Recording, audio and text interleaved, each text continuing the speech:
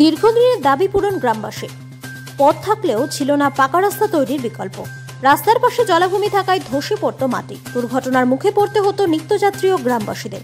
তাই সেই কথা মাথায় রেখে এবারে সেই জায়গায় পাকা রাস্তা তৈরির জন্য সমাধানে এগিয়ে এলেন এলাকার জেলা পরিষদ সদস্য।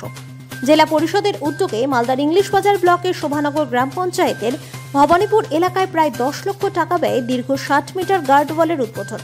শনিবার ফিতে কেটে এবং নারকেল ফাটিয়ে কাজের শিলান্যাস করেন মালদা জেলা পরিষদের সদস্য মোহাম্মদ জুয়েল রহমান সিদ্দিকী। এছাড়া উপস্থিত ছিলেন স্থানীয় পঞ্চায়েত ও পঞ্চায়েত সমিতির সদস্যরা।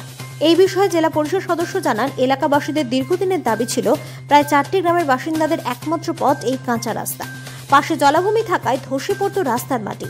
সমস্যা হতো পাকা রাস্তা তৈরি করার ক্ষেত্রে। তাই রাস্তাকে টিকিয়ে রাখতে পাকা রাস্তা তৈরির আগে এই গার্ডওয়াল করা হচ্ছে, যার ফলে যাতায়াতের ক্ষেত্রে উপকৃত হবেন প্রায় 4টি গ্রামের বাসিন্দারা। এমনটাই জানান জেলা পরিষদ সদস্য জুয়েল রহমান সিদ্দিকী।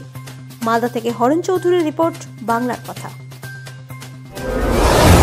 এই রাস্তা দিয়ে আমাদের ছাত্রছাত্রীরা এবং যারা এই অঞ্চলের বসবাসকারীরা হাট যাতে বাজার যাতায়াতের ব্যবস্থা ছিল, তাই আগামী দিন সেই ব্যবস্থাটা হয়ে গেল গার্ডওয়াল হওয়ার কারণে। এখানে যাতায়াত মোটামুটি আপনার 1.5 থেকে 2 লক্ষ মানুষের যাতায়াত রয়েছিল। মুখ্য রাস্তা এটা, তাই এলাকাবাসী আমাকে আমার ডিমান্ড রেখেছিলেন কি এই গার্ডওয়ালটা করে দিতে হবে। সেই আজকে বাস্তবায়ী হয়েছে।